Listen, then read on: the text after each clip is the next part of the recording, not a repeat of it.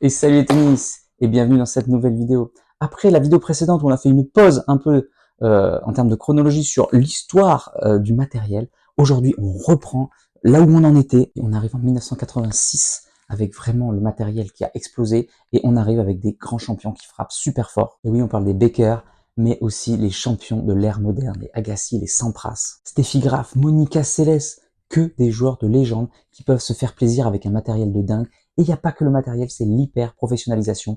Tout devient professionnel, on va vers la performance, que ce soit le matos, mais aussi la préparation physique. On initie un peu la préparation mentale, le coach, l'entraîneur.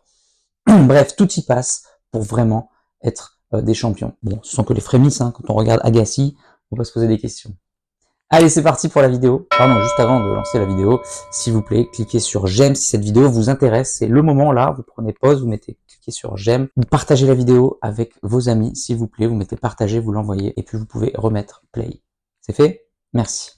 Et puis, laissez un commentaire pour moi pour savoir ce que vous en pensez, c'est très important. Merci.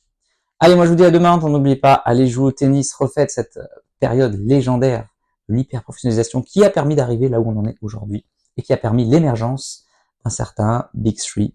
C'est pour bientôt. Progressez et surtout, faites-vous plaisir. À demain. Les grands champions, 4. 1986-1999, l'ère de l'hyper-professionnalisation, Agassi, Sampras, Graf, Seles.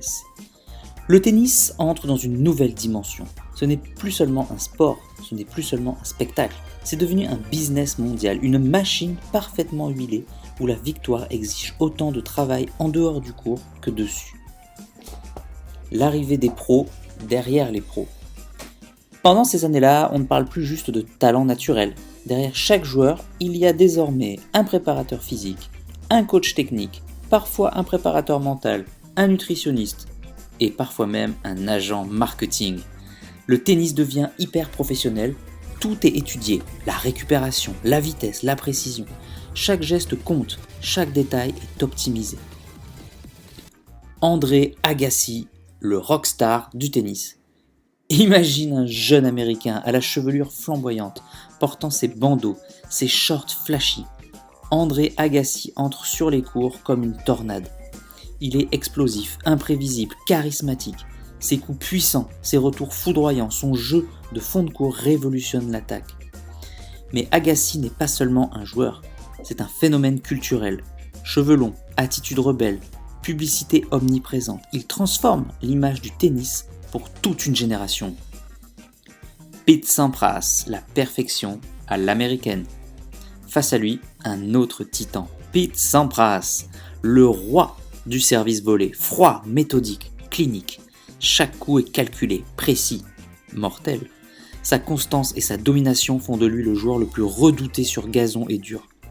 Le duel symbolique Agassi flamboyant versus Sampras glacé. Deux styles, deux univers, deux icônes. Steffi Graf, la reine absolue. Le tennis féminin, lui, connaît également une révolution. Steffi Graf, puissance et élégance réunies. Ses coups droits foudroyants, son revers impeccable et son mental d'acier font d'elle une véritable légende. Elle devient l'icône d'une époque. Domination absolue sur toutes les surfaces. 22 grands chelems et ce fameux Golden Slam de 1988.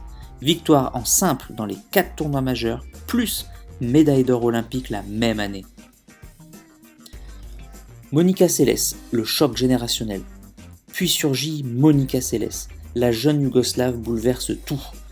2 mains sur chaque coup, une agressivité totale, un style explosif jamais vu auparavant. Seles impose un rythme effréné et redéfinit le tennis féminin. Elle devient le symbole de la nouvelle génération hyper professionnelle. L'ère moderne se structure. À cette époque, les tournois majeurs sont télévisés partout dans le monde. Le tennis devient un spectacle planétaire. Les sponsors affluent, les primes explosent, les joueurs deviennent de véritables superstars mondiales. Le sport n'est plus un simple loisir ou une passion, il est un véritable produit où la préparation, la technique, la psychologie et la stratégie sont poussées à l'extrême. Conclusion, 1986-1999, c'est l'hyper-professionnalisation totale.